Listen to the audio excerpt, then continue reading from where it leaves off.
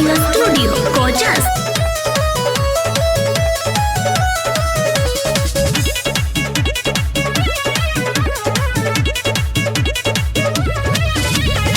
बोलो न कारिट बाटे बैलून की बारू सजौले हो की चुन के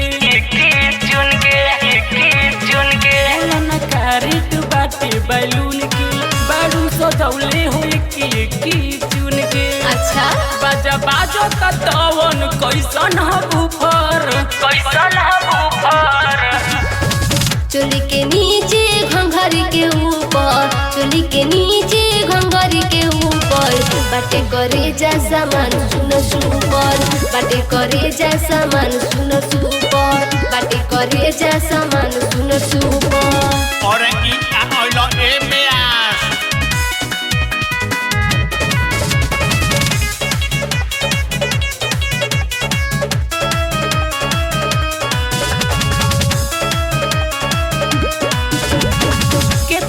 कितना रेट रखले बैठू सामान के खोल के देखाओ तनी राखो जानी बांध के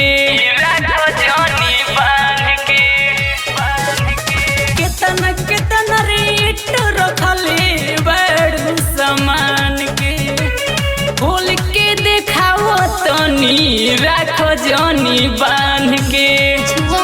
छुआ जानी एने ओने को दे खराब हो, देखो जानी ये करा के हाथ से दाबो हो, हर मारे जैसे मारे कुकर।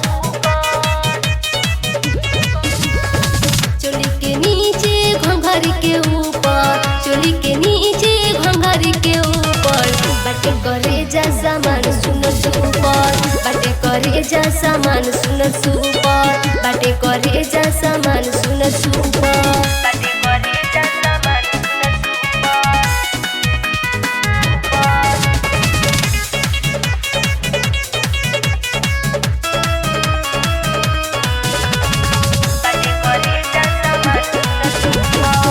तानी को न ढेर बोला तानी पराइज हो, फुलवना के हमारा बाटे बोड़े बोड़े साइज हो।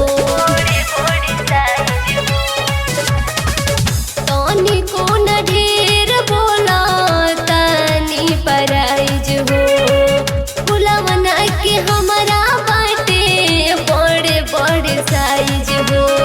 लागत माल रखले बैठू तू खोवल मंटू आदित्य नहीं लिए हटे टोवल जाना डिजाइन ठीक लागत टे कर लुक पर चोली के नीचे घंघरी के ऊपर, चोली के नीचे घंघरी के ऊपर बाटे करे जा सामान सुनो सुपर, बाटे करे जा सामान सुनो सुपर, बाटे करे जा सामान सुपर ऊपर। का बुझला सब बुझ गई। RCM म्यूजिक न्यू ऐप अभी डाउनलोड कीजिए हमारे गूगल प्ले स्टोर से और पाए भोजपुरी लोकगीतों का एक से बढ़कर एक ऑडियो वीडियो सॉन्ग बिल्कुल मुफ्त।